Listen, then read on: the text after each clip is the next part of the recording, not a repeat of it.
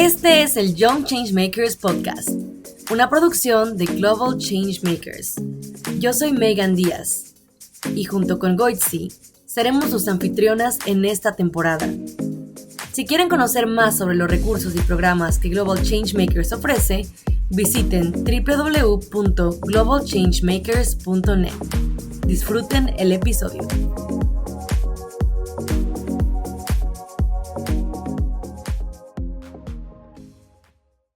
Hola, qué gusto tenerles en este episodio del Young Changemakers Podcast. Hoy me acompaña María Paula García en el programa.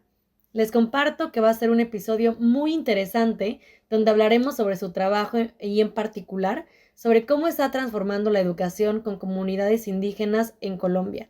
María Paula, es un gusto tenerte aquí. Hola Megan y a todos los que nos están escuchando. Para mí es un privilegio hablar sobre temas tan apasionantes que nos conectan a muchos y espero que sea útil esta charla y bienvenidos a todos a seguir construyendo sobre estos temas. Por supuesto, y vamos a empezar con unas preguntas de salud mental. A ver, ¿cómo te sientes hoy del 1 al 10? Bueno, del 1 al 10, 10 porque estoy muy motivada, a pesar de que fue un día de mucho corre-corre, súper motivada de estar hoy acá. Ok, qué bueno escuchar que estás al full hoy y vamos a seguir con la siguiente pregunta. ¿Qué palabra definiría tu estado de ánimo en estos momentos? Uy, tengo muchas palabras. Expectante. Ok. Y a ver, vamos con otras preguntas más generales, pero igual para conocerte mejor. ¿Tú eres más de mañanas o noches? Uy, de noches definitivamente. Yo parezco un búho, soy mucho más proactiva en la noche. En la mañana a veces me cuesta madrugar un poco, entonces funciono más en la noche totalmente. Yo coincido contigo, yo definitivamente no soy de mañanas.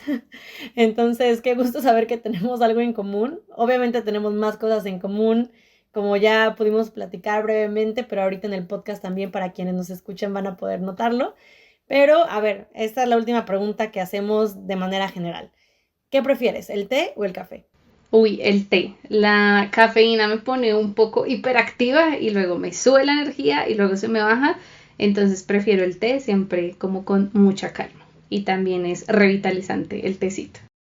Más de té también y por las mismas razones, porque ya tengo mucha energía y si tomo café, creo que no sé, no me reconocería a mí misma. Entonces, de verdad que te entiendo completamente.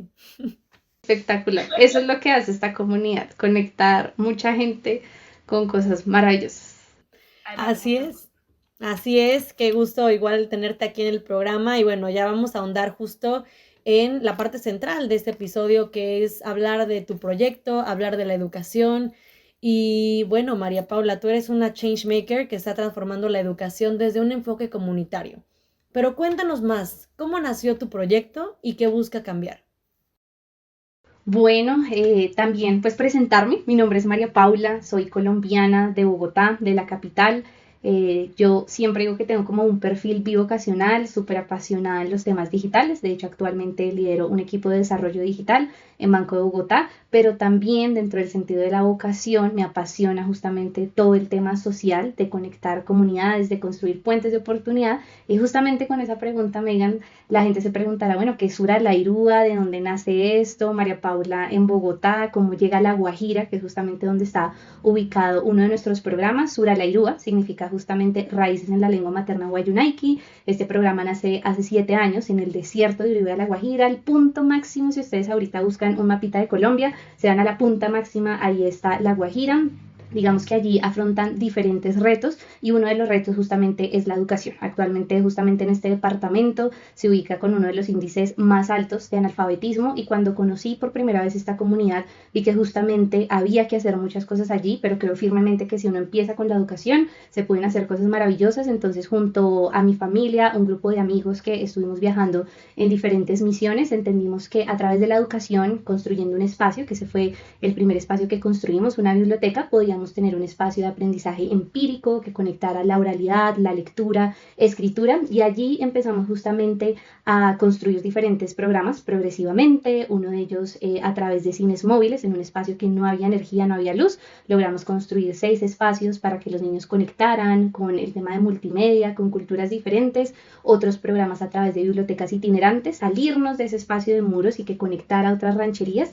Las rancherías, digamos, son espacios allí en las comunidades wayú pequeñitos de familias, pero también están muy lejos uno del otro, entonces también este espacio lo construimos para que fuera un lugar central donde hay niños que tenían que recorrer más de 3 horas, 4 horas para llegar a un punto de escuela y muchos de ellos ni siquiera iban porque no había un espacio donde conectar. Allí empezamos a hacer ese colectivo para que pudieran aprender diferentes cosas y eso fue lo que nos motivó en una primera instancia y así es como nace Sura la Irúa y buscamos cambiar justamente esas barreras educativas que hay en el desierto para los niños.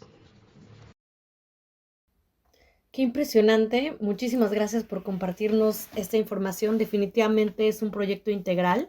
Ya lo mencionas, que tiene diferentes programas, trabajas con la comunidad, diferentes perspectivas.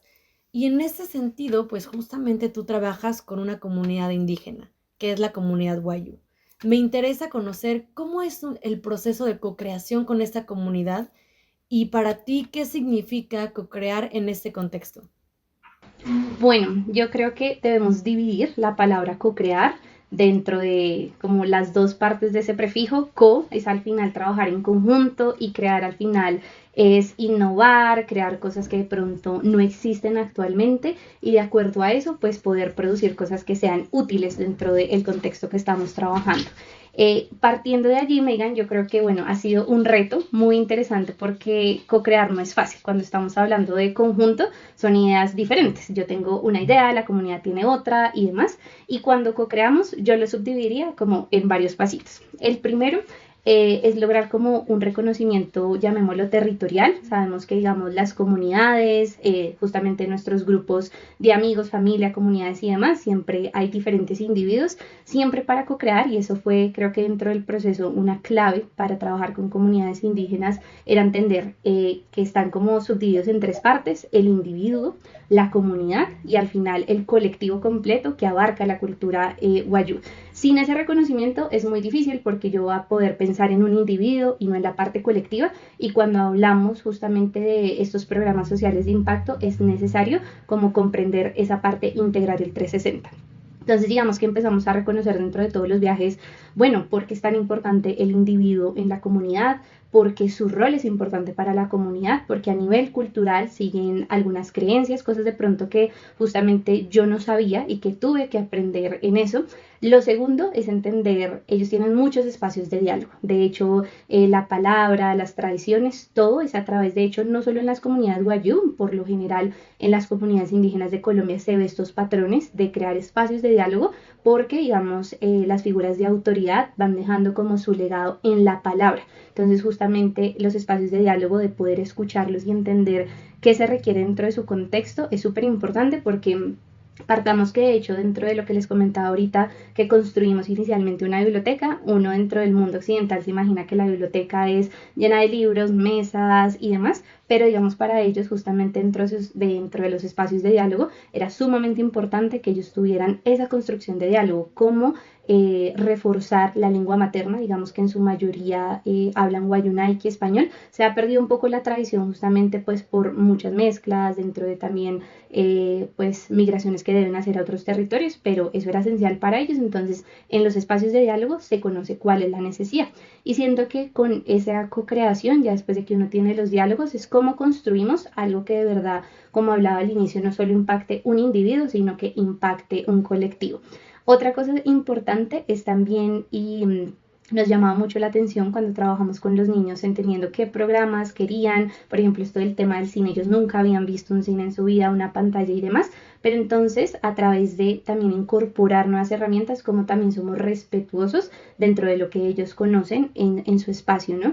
Entonces ahí digamos que uno también debe trabajar en entender otros proyectos, comunicarse con otros, hacer alianzas, porque justamente hay programas que ya vienen haciendo las cosas increíbles, cómo investigamos y cómo aprendemos de los otros. Y yo amo una frase que dice que la competencia nunca va a existir cuando hay un propósito. Muchas veces a veces la gente dice, ay, pero se van a pegar de otros proyectos, o a veces son como muy cerrados en compartir conocimiento, pero siempre va a haber algo por hacer y cada comunidad, por ejemplo, es súper diferente.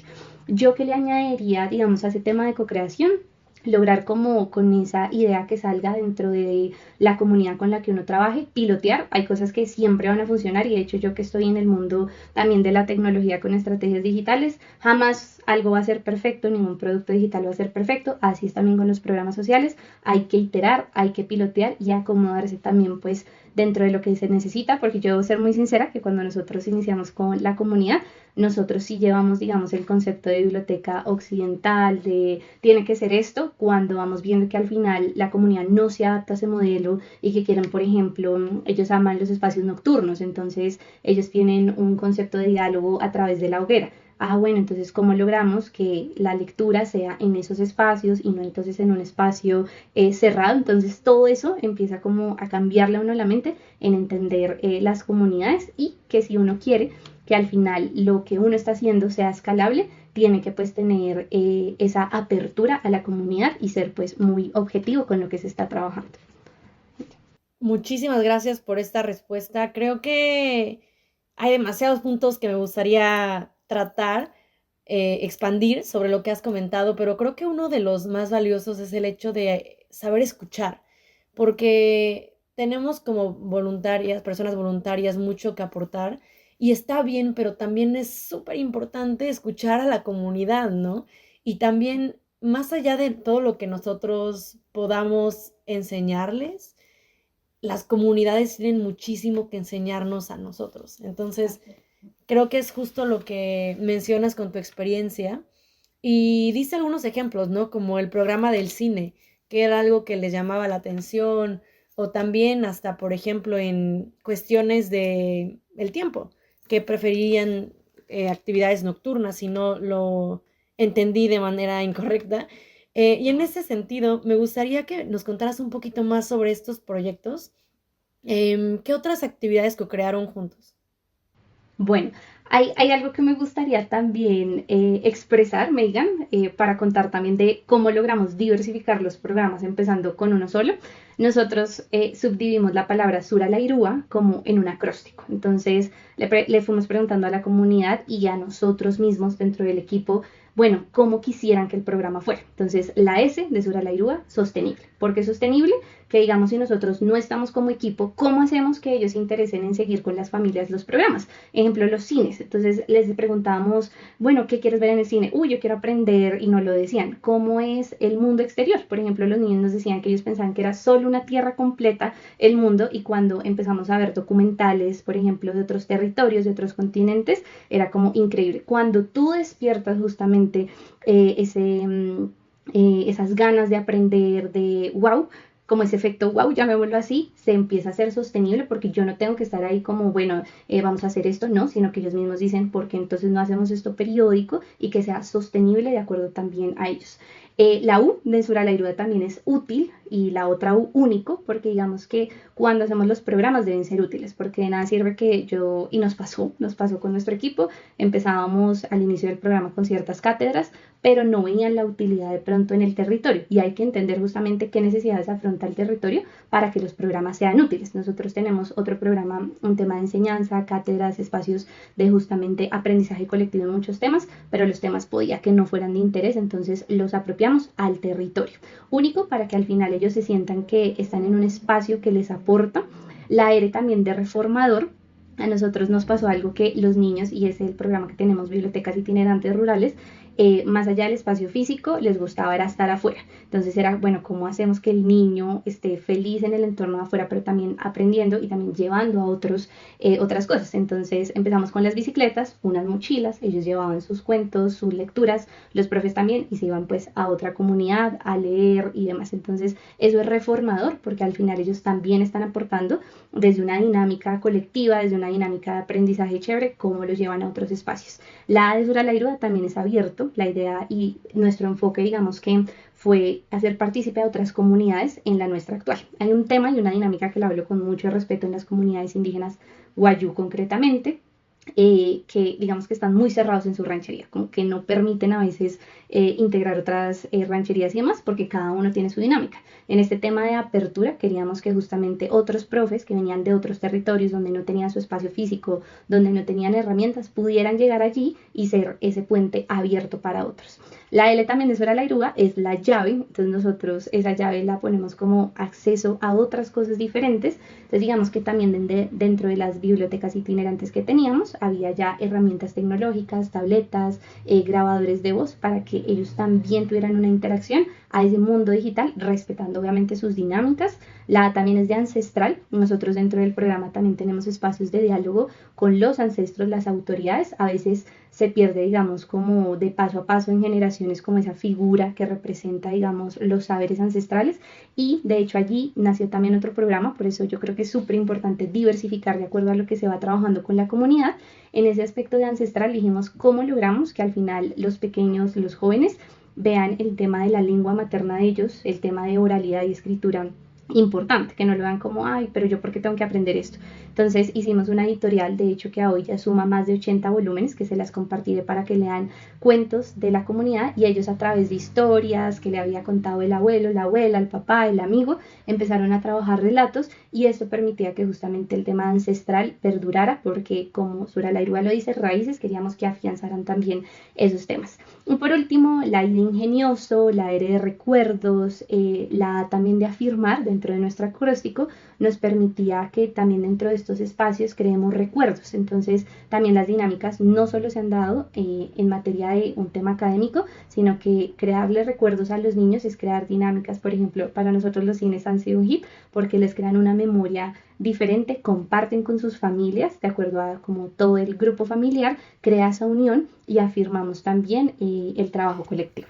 Bueno, un proyecto muy completo. Muchísimas gracias por compartirnos todo y también por este acróstico impresionante. La verdad es que, o sea, es un proyecto muy integral. Y al escuchar sobre el proyecto, no puedo dejar de pensar en que también hay muchos retos, ¿no? El trabajar con niñez, el trabajar en comunidades lejanas. O sea, creo que nada más, o sea, te estoy mencionando dos, pero estoy segura de que la lista es muy larga y va más allá de esto. Entonces, me gustaría preguntarte, ¿qué desafíos enfrentaste al implementar tu proyecto y especialmente en La Guajira y cómo lo superaste? Uf, Megan, esa es una pregunta. Durante estos 7 años hemos afrontado muchos retos. Yo aprendí en estos años que no hay cosas malas ni buenas en este tema, sino que todo es un aprendizaje, ¿sí? Todo nos lleva a aprendizajes. Bueno, dentro de esos retos, para como enumerarlos dentro de todo el proceso que hemos tenido, el primero diría es cómo no imponemos al final una cosmovisión nuestra cuando venimos de otros territorios. De hecho, las comunidades Wayuu llaman a la persona que no es de la comunidad Arijuna, que de hecho el nombre textual es una persona no grata a veces para la comunidad. Entonces justamente viene porque a veces muchas personas trataban como de imponer cosas. Entonces es respetar las cosmovisiones, trabajar sobre ello, lograr también implementar modelos que no irrumpan con sus creencias, ser lo que llamamos orgánicos dentro de la manera, y eso digamos que fue un reto en entender, primero, entender cómo es la dinámica de la comunidad, que jamás uno va a terminar de aprender, todos los días es un aprendizaje diferente, en respetar ciertas normativas dentro de las autoridades. Por ejemplo, acá en la capital uno está acostumbrado a que está el alcalde, el consejo, ciertas figuras legales. Allá en las comunidades todo funciona diferente y hay autoridades de hecho impuestas, que hay que regirse sobre eso. Entonces hay normativas que a veces a uno le cuestan entender, pero es uno cómo logra, a través de los espacios de diálogo nos tocó cómo logramos que se respeten ambos puntos de vista y entender, digamos, por qué nunca va a haber, digamos, como un punto extremo de esto tiene que ser así o tiene que ser así, ¿no? Logremos al final un trabajo colectivo. En también trabajar en los valores, digamos que, y esto también va con mucho respeto, en estas comunidades que son desierto adentro, pues hay muchas necesidades. Entonces, a veces pensar en colectivo cuesta bastante, y nos les replanteamos muchas veces porque vimos en algunas ocasiones, digamos, dentro de los manejos de donaciones como uy, me voy a coger esto para mi familia, y luego entonces como no estábamos en el territorio, nos llegaba una familia y nos decía, oiga, es que el líder no me está dando los implementos. Entonces, ¿cómo claro, les entregamos una autonomía, pero también cómo trabajamos en los valores de colectivo. No, mira, es que si solo tú le permites a tu familia, ejemplo, la planta eléctrica, porque eso fue hasta hace poquito que la comunidad tuvo energía, que logramos darles energía. Entonces, cómo no una familia abarca eso, sino cómo a través de trabajo en equipo y mayordomía trabajamos sobre eso. Entonces era un reto porque entendemos que hay necesidades del territorio y obviamente uno pues protege a su familia, a sus internos, pero en el tema del manejo colectivo fue un reto complejo en también empoderar y entregar esa autonomía que he hablado, porque digamos que uno siempre, la idea de los trabajos colectivos es que el efecto sea multiplicador. Entonces, cuando yo me quedo, y eso fue algo que me costó a mí, como que soltar una comunidad para trabajar con otras, porque al final la idea es que tú como líder logres empoderar a otros. Entonces eso fue algo que me costó porque hay modelos de liderazgo muy diferentes, entonces era como, uy, este líder no nos funcionó tan bien, tuvimos sí, también conflictos con autoridades que eran impuestas, entonces, ¿cómo logro entonces empoderar a otro? Y entonces, ¿cómo logro también moverme a otra comunidad para seguir ese efecto multiplicador? Y claro, uno le coge mucho cariño a ciertas comunidades, pero hay que entender que hay que confiar y que hay otros también para trabajar, eso me costó entenderlo, pero lo tuve que entender de hecho porque ya decíamos como, uy, ¿qué tal acaparar solo un tema de capacitaciones, herramientas solo en uno? No hay mucha gente por qué trabajar. En lograr, por ejemplo, y yo quiero contar un reto que tuvimos y me abro acá también en este espacio, dentro del espacio que nosotros construimos, un mal manejo en su momento, digamos, de los recursos que se entregaron y pues un colapso de la infraestructura y cuando hay este colapso nosotros dijimos, uy, nos quedamos entonces sin programa, ¿qué vamos a hacer con los otros profes que venían de otros territorios? Y realmente ahí entendimos, bueno, es importante el tema de diversificación, de que a pesar de que entonces no haya un espacio físico, cómo movemos esa itinerancia, entonces de ahí salen como otros programas que hemos empezado a realizar con los profes, mientras digamos que reorganizábamos lo que pasó con esta infraestructura, y digamos que el reto también, y esto mientras uno va evolucionando la confianza, es tener un orden absoluto, que claro, yo puedo confiar en ti, Megan, por ejemplo, pero yo debo tener todo en normativa para que, digamos, los procesos se respeten, ¿sí? Se respeten en el tema colectivo y también en cómo, creo que fue uno de los retos también más complejos, en cómo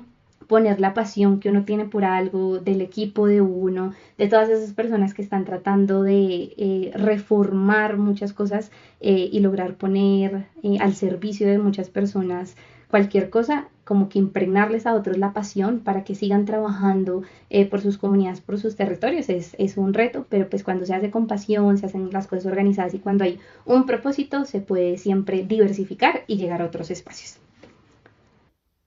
En efecto, y bueno, ya nos compartiste numerosos retos, ¿no? Que van desde, pues, el liderazgo hasta el manejo de recursos y, pues, el empoderamiento, ¿no? Y es difícil, me parece, el generar esta pasión, ¿no? Porque es algo con lo que la mayoría de las personas eh, pues cuentan de manera intrínseca, ¿no? Es algo que me imagino así empezaste tu proyecto, ¿no? Que te apasionaba el tema de la educación, el tema de apoyar a la infancia, entonces es algo que nació, ¿no? Entonces creo que ese también es un reto bastante complicado, pero importante, porque y cabe también dentro de pues la educación, porque el concientizar sobre la importancia de hacer algo puede ayudar a que se desarrolle pues este interés auténtico en mejorar algo. Entonces creo que ese es un punto muy interesante que jamás había escuchado al hablar de retos de diferentes proyectos. Entonces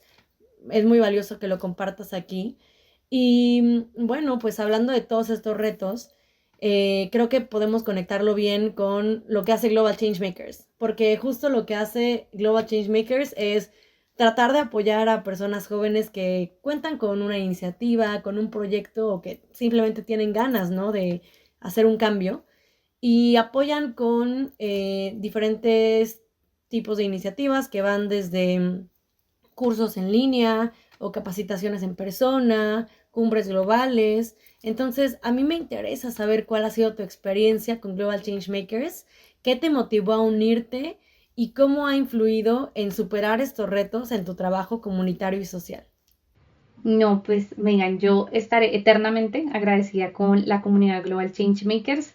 El año pasado tuve la oportunidad de estar en este congreso de jóvenes donde había diferentes perfiles súper multidisciplinarios que habían hecho grandes cosas en sus países, en comunidades que yo nunca había escuchado y entender justamente cómo ellos han llevado estas dinámicas, cómo sus roles de liderazgo tienen que cambiar, tienen que adaptarse al contexto, al final lo hace aprender a uno muchísimo y en decidir también recapacitar, ¿será que estoy haciendo bien las cosas o puedo reformularlas a través de este aprendizaje, a través de las herramientas? Entonces, por ejemplo, este congreso para mí fue abrirme una ventanita. ¿Por qué?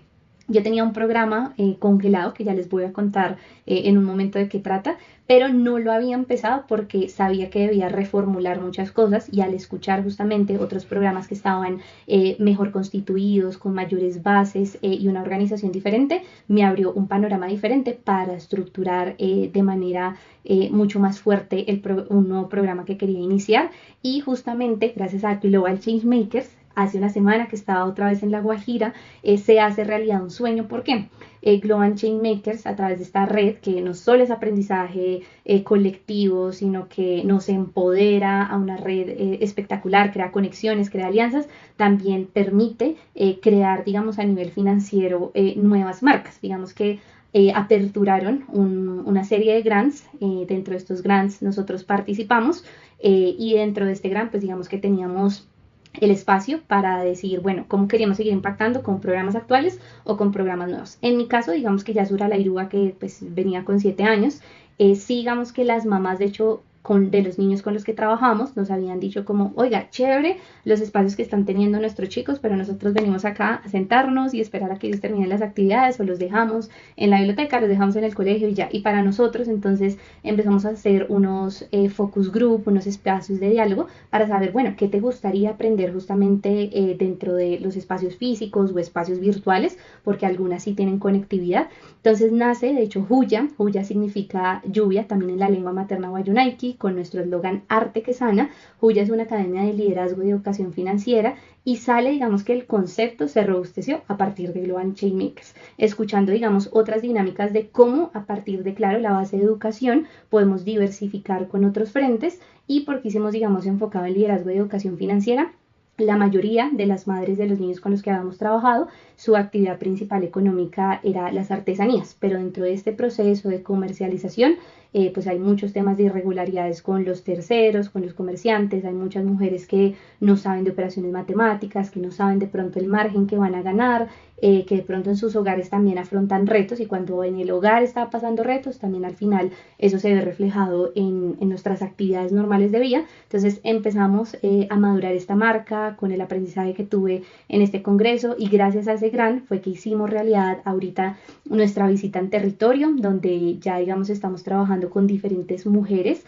Van a haber unas bibliotecas itinerantes porque nos funcionó muy bien ese modelo, entonces van a haber libros de economía financiera, tabletas con nuestro programa interactivo, el tema de los videoines para que ellas también dentro de sus espacios de diálogo empiecen a ver temas de innovación, moda, también tendencias que ellas también puedan aportar dentro de este modelo de tendencias de moda. Entonces, gracias a Global Changemakers logramos eso y también vamos a empezar un curso por WhatsApp con diferentes 12 módulos. Entonces, pues Global nos ha abierto las puertas de lo que hablaba en un principio, lograr ese efecto multiplicador, pero también me enseñaron cómo a partir de algo que ya viene, digamos, sostenible, funcionando, cómo diversificamos en las necesidades de otros grupos.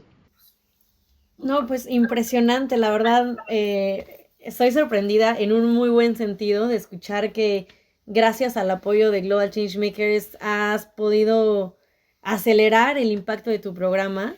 Creo que la verdad algo que reconozco mucho de Global Changemakers es el hecho de que puedan brindar financiamiento. Porque obviamente, a ver, como hablamos hace rato, la pasión es esencial, ¿no? Y es lo que mueve, es lo que hace que inicies un proyecto, pero al final, si no cuentas con recursos que incluso forman parte pues del empoderamiento, específicamente el empoderamiento económico, es muy difícil sostener un proyecto y ni se diga pues aumentar su impacto. Entonces, me da mucho gusto que te haya podido ayudar Global Changemakers en ese sentido y pues escuchar que no ha sido como solo un impacto, sino que han habido varias ramificaciones de lo que fue el ayudarte con una cosa, llevó a otra y otra y otra y otra y es una cadenita que se va haciendo algo mucho más grande. Entonces, bueno, muchas gracias por compartirnos esto. Ya hemos hablado hasta el momento pues de tu proyecto, de en qué consiste, cuáles han sido los principales retos, cómo los has superado y pues incluso parte de el poder superarlos ha sido el apoyo de Global Changemakers. Pero ahora me gustaría conocer un poco más tu perspectiva en cuanto a la educación y a la transformación de la educación desde una perspectiva más general, pues tú ya cuentas con esta experiencia, ¿no? A nivel comunitario, a nivel local. Y creo que tienes insights valiosos que puedes compartir con personas que estén interesadas en esta temática. Y la primera pregunta que te quiero hacer en ese sentido es sobre el trabajar con niñez. Yo también en su momento tuve un proyecto con niñez y es algo súper divertido, emocionante, pero es complicado porque por muchas razones que también ya ahorita nos vas a platicar, pero a mí me gustaría saber, em, a ver, el trabajar con niñez no es solo trabajar con las niñas y los niños, es trabajar con sus redes y con un enfoque más amplio. Entonces, ¿tú consideras que es importante ampliar el trabajo social a su núcleo familiar o a otras redes?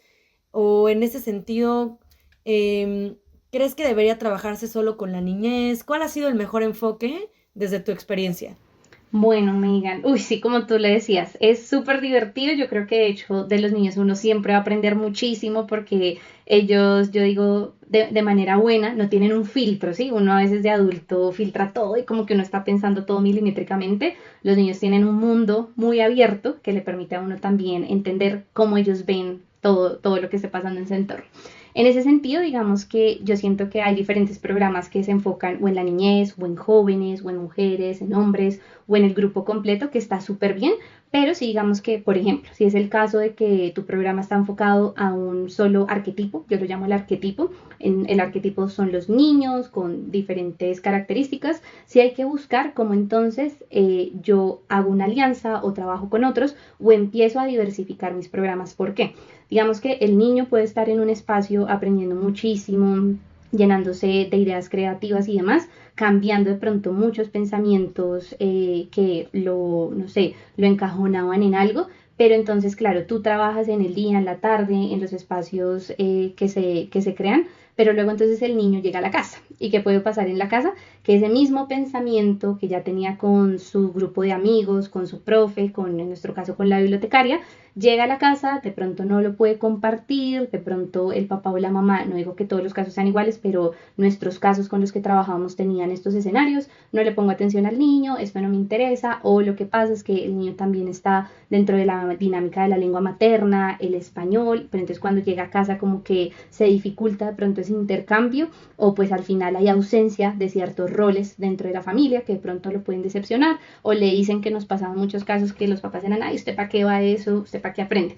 Entonces ahí es donde entonces ya no se vuelve en un espacio que solo tienes que trabajar en el colectivo, ¿sí? En el espacio que tiene ese arquetipo, en este caso de los niños.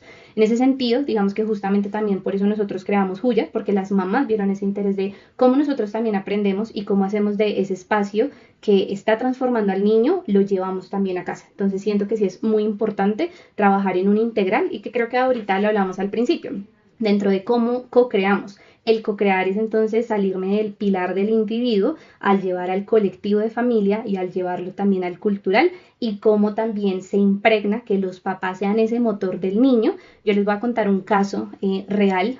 Era pues justamente una de las bibliotecarias que teníamos, digamos que ella empezó dentro del proceso desde chiquita, desde niña, y ella iba a la biblioteca todos los días. Ella iba, aprendía, leía. Y le decía a la tía, que era la otra bibliotecaria, digamos en ese momento en cabeza, como yo quiero ser eso y yo quiero hacer eso. Llegaba a la casa y le decían, pero ¿para qué?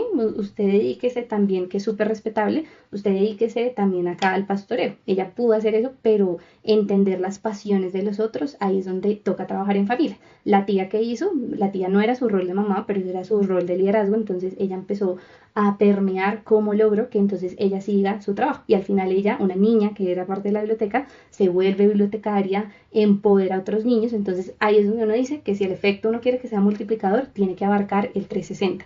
Y ahí es donde hay que justamente trabajar en nuevos modelos pues académicos y de enseñanza, definitivamente. Bueno, también me gusta mucho una frase que es, pues cambia un niño y cambia una comunidad, ¿no? Pero también tiene que ir a la par de eso, pues el cambiar a la comunidad al mismo tiempo, porque justamente yo pienso, tal vez no es la expresión más diplomática que voy a usar, y ni tal vez correcta en cuanto a personas que se dedican a la educación, pero un niño es como una esponja de una manera. Esto quiere decir que absorben todo, ¿no? Lo que escuchan, lo que ven, hasta algunas reacciones faciales, ¿no? Que no te das cuenta. Entonces, creo que es muy importante por eso, por la influencia que tiene su entorno, eh, asegurarse justo de que la educación se transmita también a estas redes. Entonces, muchas gracias por compartirlo. Y bueno, también si quienes nos están escuchando son personas interesadas en trabajar temas comunitarios, temas sociales con niñez, tengan esto en consideración. Es súper importante también involucrar a la comunidad. También puedo compartir algo desde mi experiencia que pues ya pasó mucho tiempo, pero en su momento también, como lo comenté, trabajé con niños y niñas en brindar talleres educativos y fue una experiencia muy similar a la tuya. O sea, al inicio comenzábamos con los talleres solamente para las niñas y los niños, pero después nos dimos cuenta de que en mi caso yo trabajaba temas de igualdad de género y temas de derechos humanos. Entonces, no sé, te dabas cuenta de que, por ejemplo, a veces ya no llegaban a los talleres muchas niñas y preguntabas, ¿por qué? Ah, bueno, es que pues se quedó a ayudar en la casa, ¿no? Se quedó a ayudar a mamá con labores del hogar, ¿no? Entonces, pues ahí es cuando nos dimos cuenta de, ok, creo que tenemos que hablar con la familia e invitar a la familia, ¿no? Porque también es difícil que te digan, sí, te puedes llevar a mi hijo, a mi hija a un taller unas 3 horas. Entonces, no, pues pueden venir las personas y también pues formar parte de esa educación. Entonces, bueno, creo que quería compartir también esta pequeña experiencia porque creo que son pues definitivamente proyectos similares, ¿no? Y lecciones aprendidas. Y este espacio es justo para eso, para compartir lo que hemos aprendido. Y bueno, pues justo te quiero preguntar algo más sobre tu experiencia trabajando en esa comunidad. Creo que algo muy valioso es que pues tú ya tienes una perspectiva, yo diría, intercultural. Entonces, desde tu experiencia, ¿qué cambios visualizas o te gustaría ver en los sistemas educativos en tu país, en tu comunidad o en el mundo para que reconozcan y respeten a la diversidad cultural? Es decir, ¿qué crees que hace falta? Uy, Megan, yo creo que, bueno, los cambios son transicionales, ¿no? No se pueden dar de forma abrupta o completa como uno lo quisiera, son pasito a pasito. Una de las cosas que yo sí veo que cada sistema en todos los países, donde hay comunidades indígenas diferentes, donde hay comunidades, digamos, sin acceso al Internet y demás, es el tema de la personalización. El tema de la personalización es cómo yo hago que un modelo educativo también se ajuste de acuerdo a las necesidades de cada entorno. Entonces, por ejemplo, no es que vamos a colgar libros, audiolibros acá y va a ser increíble para niños jóvenes de tales edades. Pero entonces quiere decir que esa misma herramienta entonces tampoco la pueda tener. Acá poniendo un ejemplo, alguien de una zona rural donde no hay internet. Entonces, como un ejemplo, ¿cómo logramos personalizar? Ah, bueno, hay grabadoras de voz, hay cosas que no requieren al final de energía, hay cosas que podemos imprimir y entonces cuando se personaliza justamente el contenido de acuerdo a cada comunidad, siento que ahí permite hacer el tema de escalabilidad. Ese es el segundo punto que hoy toca tener muy en cuenta en los temas de educación, bien sea cual sea el sector académico, cualquiera que sea el enfoque, si es un niño, un joven, una mujer, un hombre o todo el colectivo, tiene que ser escalable, porque si algo no es escalable, como todo, en cierto punto va a tender a morir. Entonces, ¿cómo logramos que esos modelos sean escalables? El tercero también, yo digo el tema de autonomía, que digamos que cada estrategia o cada modelo educativo puedan integrar esa pasión en los otros, porque lo que hablábamos ahorita, de nada sirve, entonces yo empodere al niño, todo, cuando de pronto no tengo un apoyo, un soporte, algo que le pueda transmitir a la familia, que le haga también ese apoyo interno. Lo otro que digamos acá uno tiene que aprender en este tema de educación, así como nosotros hemos logrado hacer temas de impacto, las comunidades también como nos han enseñado muchísimo, es cómo entendemos la educación y aprendizaje como un colectivo. Entonces siento que a hoy, y ya como la tecnología también nos lo permite, cómo logramos hacer, así como comentamos ahorita de los espacios de diálogo que tienen estas comunidades, cómo logramos esa escalabilidad a nivel de diálogo y que no solo se queden palabras, es como, bueno, a mí me funcionó esto, ¿qué tal si hacemos un proyecto en conjunto con otra organización, con otra comunidad? Entonces, hoy ese modelo educativo tiene que trascender en justamente iterar y pelotear nuevas cosas de acuerdo a ese aprendizaje colectivo. Y otra cosa que también me faltaba, pero una cosa muy importante, es que olvidamos que existen lenguas maternas diferentes en nuestros territorios. O que entendemos que no todos, por ejemplo, tienen las mismas habilidades en tema de escritura, lectura. Entonces, ¿cómo apropiamos también el frente de las lenguas, de los diferentes idiomas? Cómo también personalizamos desde eso, cómo le damos un lugar relevante, porque a veces decimos como, ay, no, pues ya todo el mundo habla español, ya todo el mundo habla inglés, entonces que los demás se adapten. No, resulta que tenemos que adaptarnos también a nuestras raíces, cómo adaptar al final ese modelo. Y por ejemplo, yo te voy a dar un ejemplo. Hoy tú entras a ChatGPT te va a dar, digamos, cualquier cosa que necesites en textos, en inglés, en alemán, en lo que uno quiera.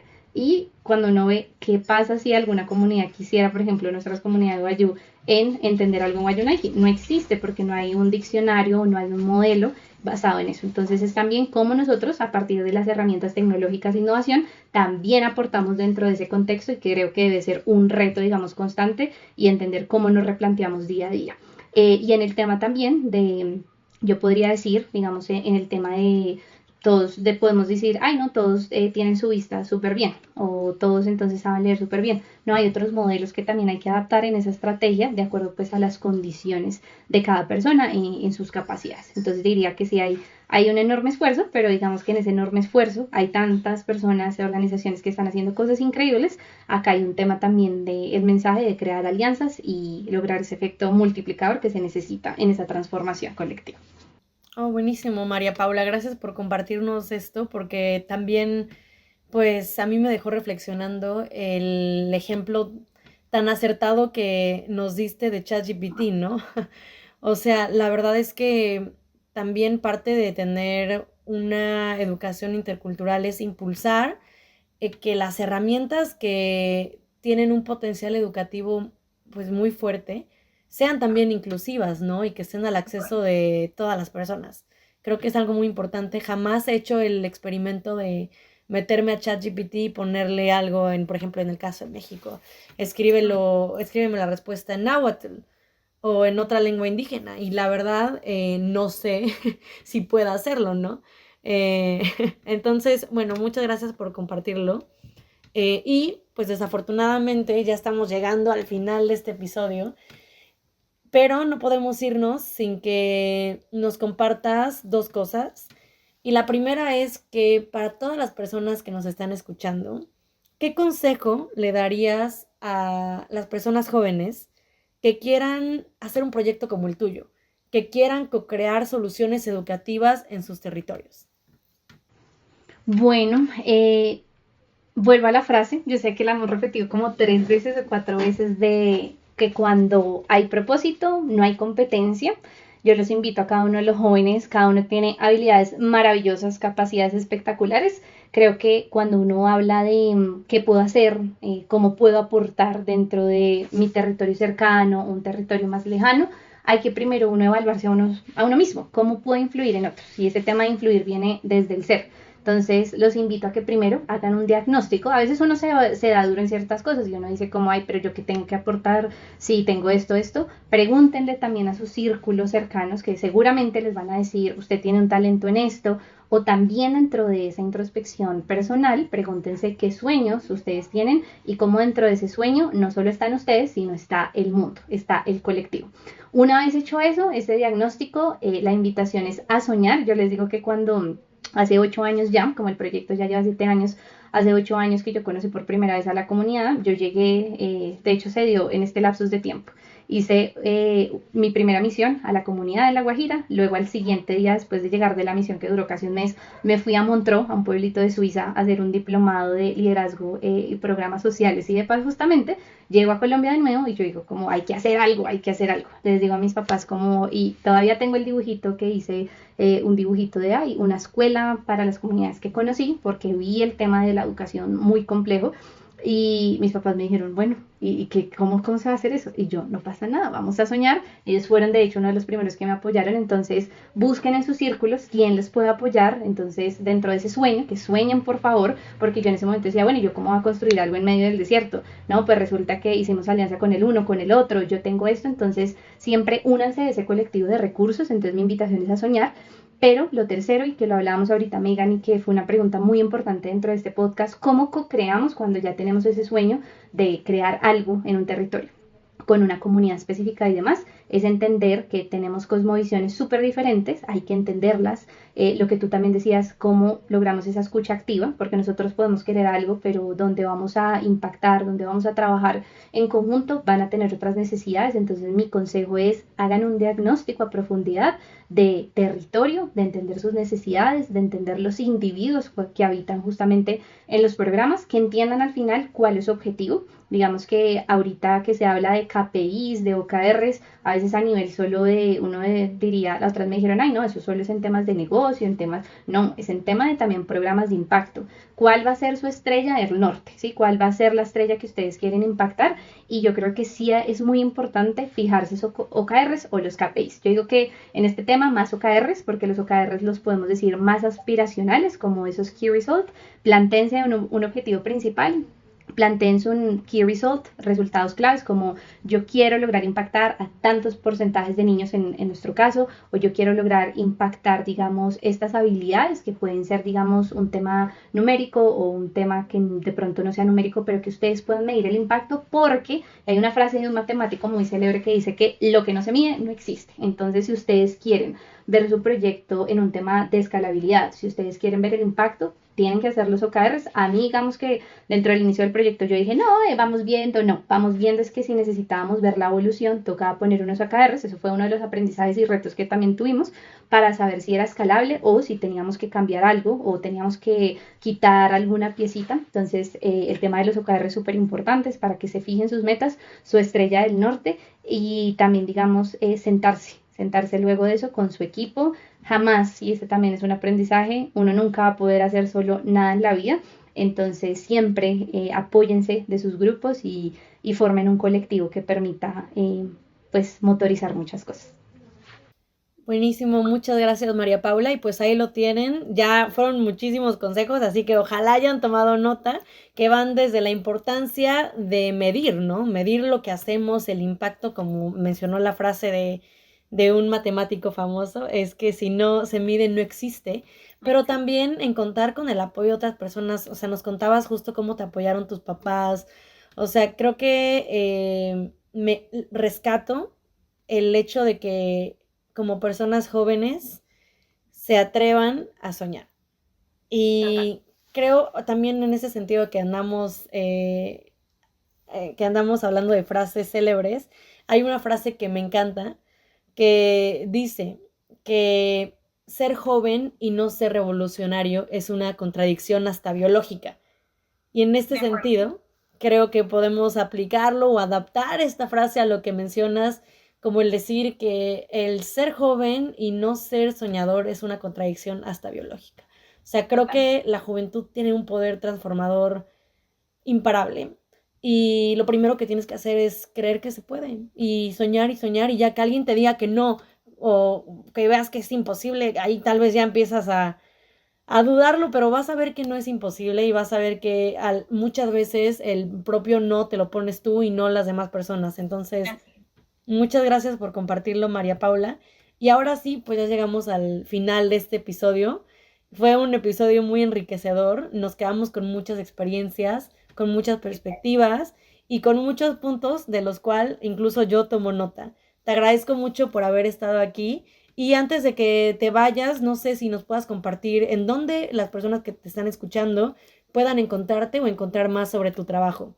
No, Megan, pues también agradecerte. Siento que estos espacios son de mucho aprendizaje colectivo que nos permiten conectar ideas. Yo aprendí también mucho de ti dentro de los procesos que nos cuentas también. Y qué bonito también a cada persona que escucha que por favor con las redes que les voy a compartir, súper abiertos.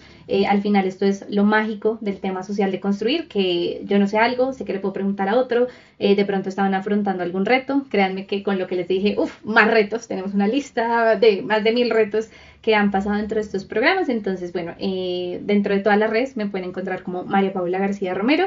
Dentro de nuestros programas sociales, Sura la Irúa, se los deletreo, S-U-U-R-A, Sura, L-A-I-R-U-A, Sura la Irúa, Biblioteca Sura la Irúa. Y el otro programa que está enfocado ahora a nuestras mujeres artesanas, lo encuentran como Juya, J-U-Y de Yuca, A-A. Y ya, ahí nos van a encontrar. Y bueno, no, muy, muy contenta de compartir con ustedes y acá abierto también este círculo para seguir dialogando. Súper, muchísimas gracias por compartir tu historia, María Paula. Y a quienes nos escuchan, no olviden suscribirse, dejar sus comentarios y compartir este episodio. Muchas gracias y hasta la próxima.